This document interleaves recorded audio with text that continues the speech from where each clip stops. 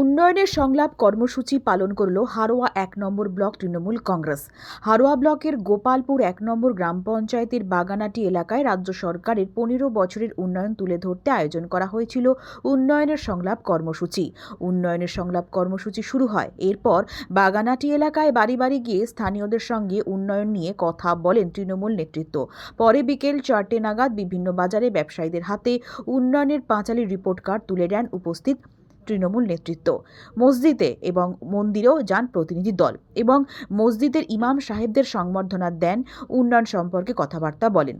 এদিনের এই কর্মসূচিতে উপস্থিত ছিলেন হারোয়া ব্লক 1 তৃণমূল কংগ্রেসের সভাপতি শফিক আহমেদ মাদার, হারোয়া পঞ্চায়েত সমিতির সভাপতি রেখা মাহালি, বারাসাত ২ নম্বর পঞ্চায়েত সমিতির সভাপতি মনোয়ারা বিবি, প্রাক্তন পঞ্চায়েত সমিতির সভাপতি ইফতিকার উদ্দিন, দাঁতপুর পঞ্চায়েতের উপপ্রধান আব্দুল হাই, ওয়াসিফ উদ্দিন সুমন সহ গোপালপুর ১ নম্বর অঞ্চলের তৃণমূল নেতৃত্ব।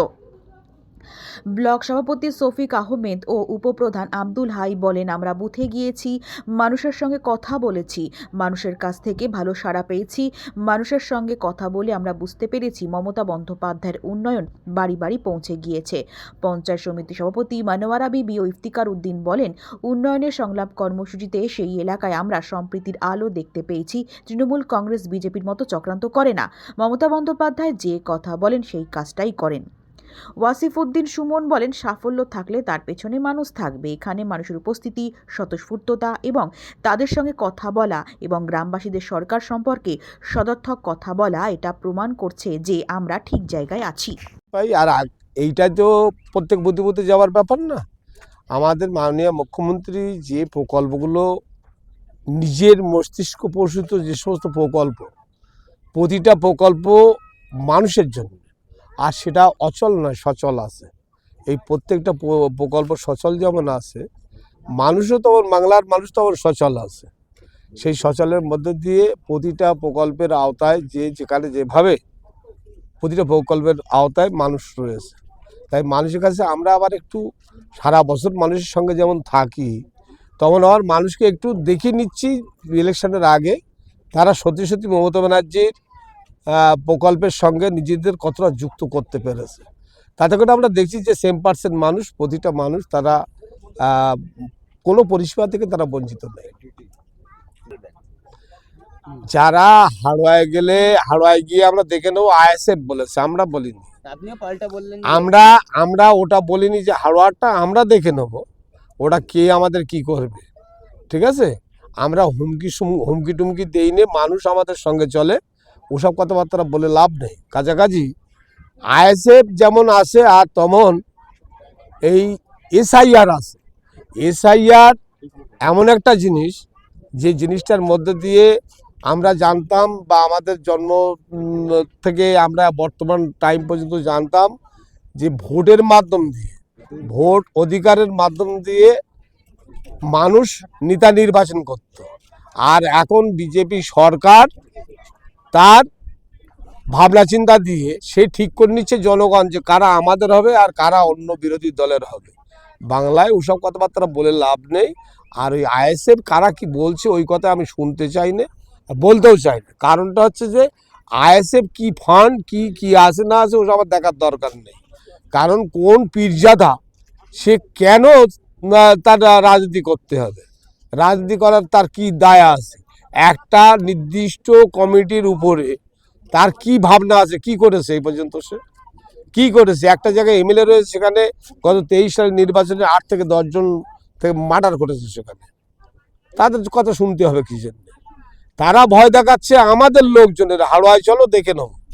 আরে হাড়োয়ায় কি দেখবে? সারা পশ্চিমবাংলায় আইএসএফ কোথায় রয়েছে? তো একজন এমএলএ সে সারা পশ্চিমবাংলাকে ঠেকাতে পারবে? সে কত বড় নেতা হয়েছে সে। তাই বলছি, আমাদের বুথের একটা সভাপতি যেমন, ও একটা নেতা তেমন, আমরা এরকমভাবেই দেখি তাকে।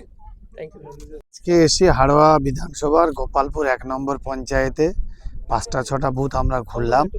ঘুরে ঘুরে যেখানে স্ট্রিট কর্নারগুলো হলো, প্রচুর মানুষের সমাগম। এখানে আপনারা দেখলেন একটা মহিলা মিটিংও, প্রচুর মহিলা এখানে এসছে।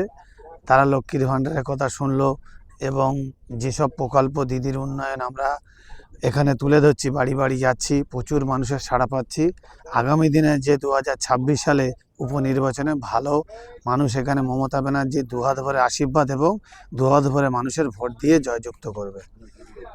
যেটা আমাদের বাংলার মুখ্যমন্ত্রী মমতা ব্যানার্জি 15 বছর যেটা হতে চলেছে, যে 94টা যে প্রকল্প, সেই প্রকল্পগুলো আমাদের পুনরায় আমাদেরকে এখানে পাঠিয়েছে, সেইগুলো মানুষের কাছে পৌঁছাতে মানুষ কতটা পেয়েছে, কতটা মানুষ মমতা ব্যানার্জির প্রতি আশাবাদী, সেইগুলো নিয়ে আমরা ঘুরছি, দেখছি খুব ভালো মানুষ সাড়া দিচ্ছে এবং ভালো প্রত্যেক মানুষ বাড়িতে বাড়িতে পৌঁছেছে মমতা ব্যানার্জি উন্নয়ন।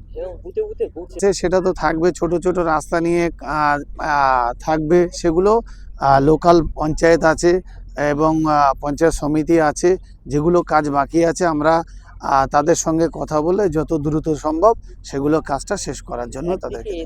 এসআইআরটা যে এসআইআর করতে গেলে মিনিমাম 2 বছর সময় লাগে।